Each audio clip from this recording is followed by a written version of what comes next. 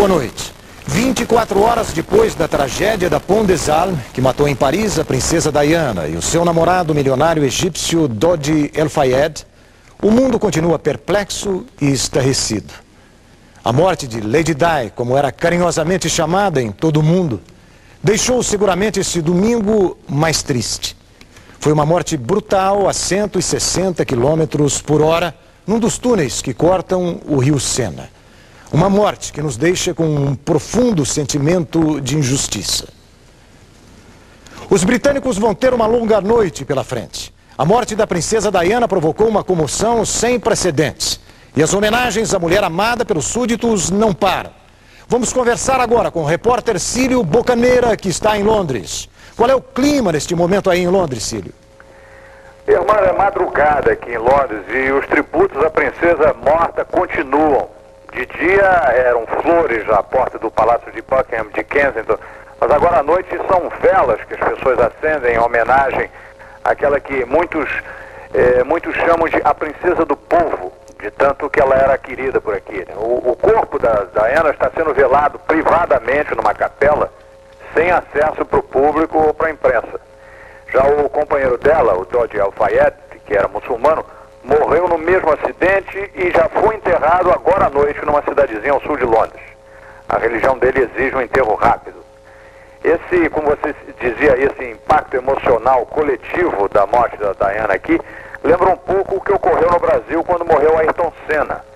Eu nunca vi nada parecido por aqui nos 15 anos em que moro nesse país. Eu acho que nem a morte da Rainha Elizabeth provocaria isso. Porque a rainha é respeitada aqui, mas Diana era adorada mesmo. E está existindo uma reação contra os fotógrafos e a chamada imprensa sensacionalista, Cílio? De fato, irmão, porque as circunstâncias da morte dela, né, perseguida por fotógrafos chamados paparazzi pelo túnel, e aí tendo que aumentar a velocidade do carro e aí resultando no acidente, isso está levando muita gente nas ruas a acusar, em entrevistas pela televisão, pelo rádio, a acusar os jornalistas de responsáveis pela morte dela.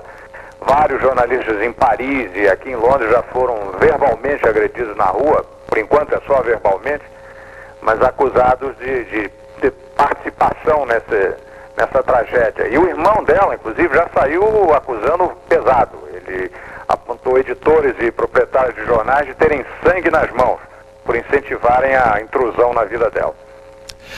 Dor e incredulidade. A Grã-Bretanha acordou em estado de choque com a notícia da morte trágica durante a madrugada de sua princesa. A dor coletiva e a comoção levaram multidões às portas dos palácios de Buckingham e de Kensington, em Londres. Deixaram flores e mensagens em homenagem à mulher mais famosa do mundo. Um avião da Força Aérea trouxe de Paris o corpo da princesa.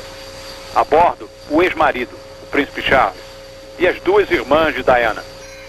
Na pista, o primeiro-ministro Tony Blair, o caixão revestido com a bandeira da família real, recebeu as honras de uma guarda militar. Da base aérea de Northolt, o corpo seguiu para um velório particular e fechado, enquanto se decide que tipo de enterro Diana terá.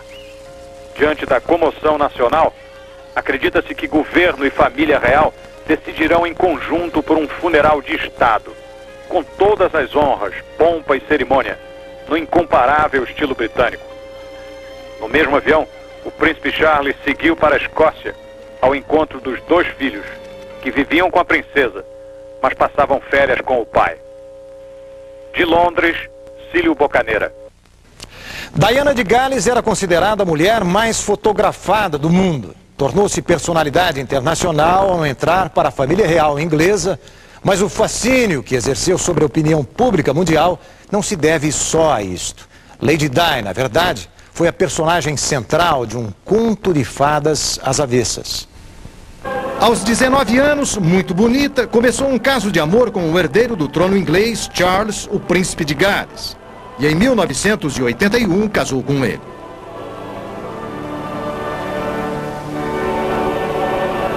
Que sonhos não passariam pela cabeça dessa moça, cuja trajetória viria a ganhar contornos tão inesperados. Nascida em 1961, a terceira dos 4 filhos de uma família aristocrática, teve a infância marcada pela separação dos pais. Talvez tenha sido esta a primeira das razões que levaram amigos próximos a defini-la como uma pessoa com alta carência afetiva. Um afeto que certamente esperava encontrar no casamento com Charles. Foram 15 anos de convivência, 2 filhos, William e Harry, e uma decepção que culminou no divórcio em agosto do ano passado. Na verdade, Charles e Diana já estavam separados desde 92. 6 anos antes, a relação do príncipe com Camilla Parker Bowles tornara-se pública. E em 1994, um livro revelou outro caso de adultério. E desta vez, era Diana a protagonista. Foi o romance com um oficial da cavalaria. Do divórcio com Charles, Lady Di tirou uma grande lição: a determinação de mudar sua vida. Tornou-se um símbolo feminino, idolatrada por mulheres de todos os países que viam nela um exemplo de elegância, coragem e dignidade. Aderiu a inúmeras ações de caridade e ultimamente lutava pelo fim das minas terrestres, uma arma que continua a matar e mutilar centenas de crianças, mesmo depois do final das guerras. Diana morreu num momento em que seus fãs torciam para que ela finalmente encontrasse a felicidade. Há menos de um mês, o público ficou sabendo da existência do novo namorado, o milionário egípcio Dodi El-Fayed, um playboy que amava o cinema. A notícia foi divulgada pela primeira vez no dia 7. Diana passava as férias do verão europeu no Mediterrâneo com o milionário Dodi El-Fayed. Mesmo assim, a nobreza e a alta sociedade britânica torceram o nariz para o novo eleito. Mas os admiradores da princesa ficaram alegres e até aliviados.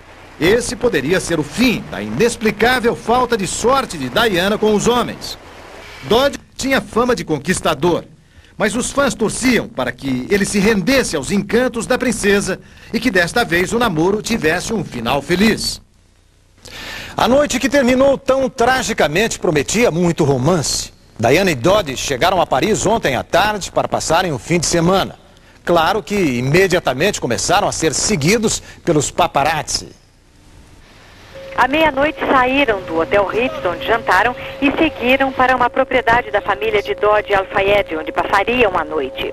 Diversos fotógrafos que os aguardavam na saída do Ritz foram atrás deles de motocicleta. Os paparazzi perseguiram o carro que levava Diana e Dodi e que era conduzido por um agente de segurança do Hotel Ritz. Quando eles entraram no túnel sob a ponte de l'Alma, em alta velocidade, não se sabe ainda por que o motorista perdeu a direção e o carro se chocou violentamente contra um dos pilares da ponte e capotou. Dodi e o motorista morreram na hora. Diana e o segurança dela foram levados para o hospital gravemente feridos. A princesa não resistiu e morreu depois de 3 horas de cirurgia. O segurança Trevor Rhys-Jones está em estado grave, mas não corre risco de vida. No fim da tarde, o príncipe Charles chegou a Paris acompanhado de 2 irmãs da princesa. A notícia da morte de Diana chocou o mundo inteiro. Durante todo o dia, centenas de pessoas depositaram flores no local do acidente. Alguns fotógrafos suspeitos de envolvimento na morte da princesa Diana foram presos pela polícia francesa. A repórter Jô de Carvalho vai falar agora por telefone direto de Paris. Jô, quantos são os paparazzi detidos e o que se deve acontecer, o que deve acontecer com eles? Oi, Armando, boa noite. São 7 os paparazzi que seguiam a princesa e foram detidos no momento do acidente e levados para prestar depoimento na sede da Polícia Criminal de Paris, onde vão passar a noite. São 6 franceses e um macedônio que trabalham como freelancers para diversas agências de notícia. Eles foram ouvidos separadamente a partir das 6 horas da manhã e durante o dia todo. Cerca de 20 filmes fotográficos dos paparazzi foram confiscados pela polícia e serão revelados para ajudar nas investigações.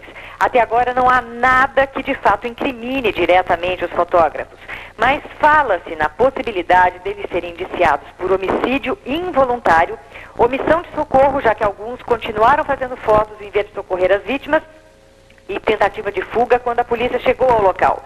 E de qualquer forma, Armando, até confirmando o que o Cílio falou agora há pouco, todo esse drama trouxe à tona a discussão sobre os limites do trabalho dos paparazzi, principalmente aqui na França, onde existe uma das legislações mais severas do mundo sobre a invasão da vida particular de celebridades.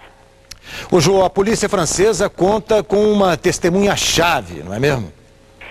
De fato eles têm uma testemunha-chave, mas vão ter que esperar um pouco para ouvi-lo, pois trata-se do segurança de Diana, o Trevor Reed Jones, aliás, o único sobrevivente da tragédia. A polícia acredita que ele poderá dar informações importantes sobre as circunstâncias do acidente, mas ainda não se sabe quando ele poderá ser ouvido, pois embora não corra risco de vida, o estado dele é grave, irmão. Jô de Carvalho, SBT, Paris.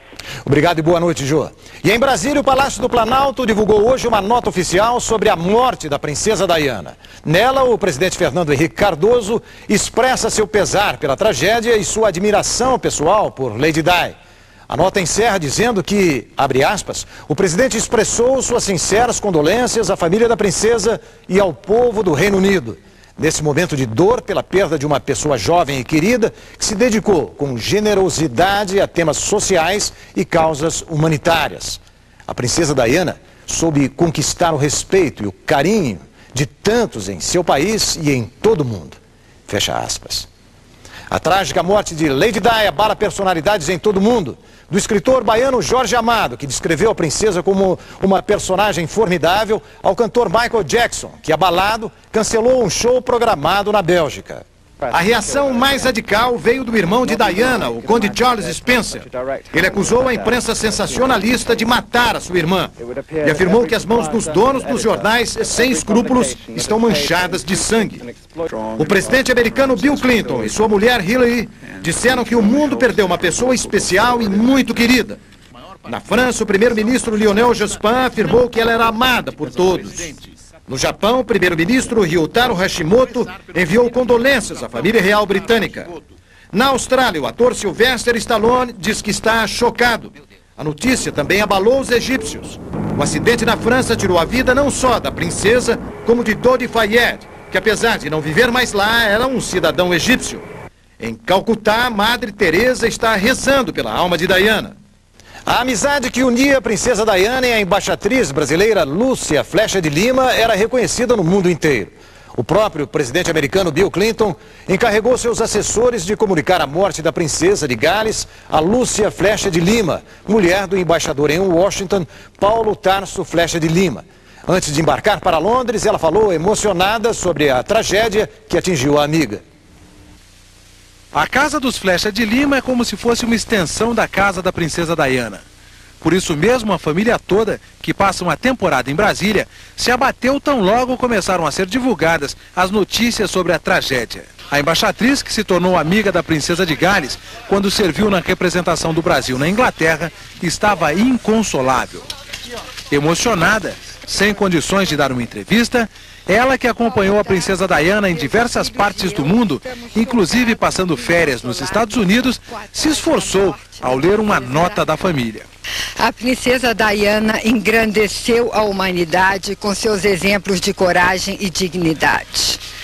A perda da princesa deixa em todos nós uma tristeza imensa. Neste momento, gostaria de manifestar meu pesar ao povo britânico, que ela sempre representou com tanto patriotismo e espírito público. E, em especial, me unir à dor dos seus filhos e dos seus familiares. Obrigada. Depois de falar com os jornalistas, a embaixatriz Lúcia Flecha de Lima seguiu para São Paulo e daí para a Inglaterra. Em Londres, ela vai participar dos funerais da princesa de Gales como uma das representantes do governo brasileiro.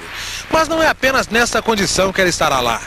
Dona Lúcia pretende também se despedir de uma amiga que ela aprendeu a respeitar e a admirar.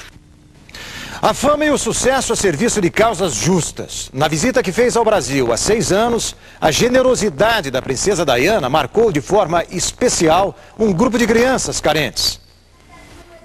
A Casa Vida é uma obra do padre Júlio Lancelotti e abriga hoje 32 crianças portadoras do vírus HIV. Em abril de 91, a princesa veio ao Brasil e quis visitá-las. Na época, o grupo era menor e a casa ainda estava em reforma. A princesa, então, fez a visita na FEBEM.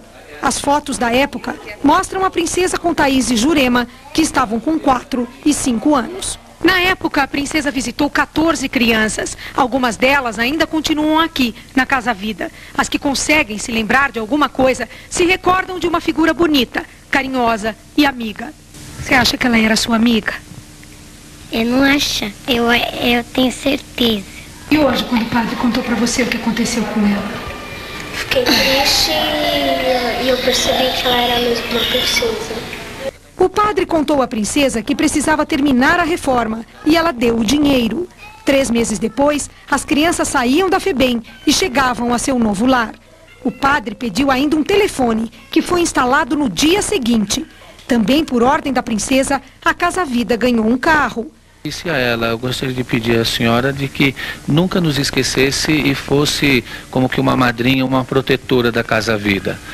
Ela sorriu, pensou um pouquinho e depois disse, o senhor pode ter certeza que jamais eu os esquecerei, sempre eu os terei no meu coração. A morte de alguém como Diana, que era ao mesmo tempo plebeia e nobre, serve como reflexão para todos nós. A bela e elegantíssima princesa de Gales frequentava com a mesma simplicidade e altivez os salões da alta nobreza europeia e a miserável comunidade do padre Lancelotti em São Paulo. Diana encarnava, no fundo, os valores que transformaram, deste século, a monarquia na Europa. Diana, sem ser de origem nobre, foi um símbolo dessa transformação.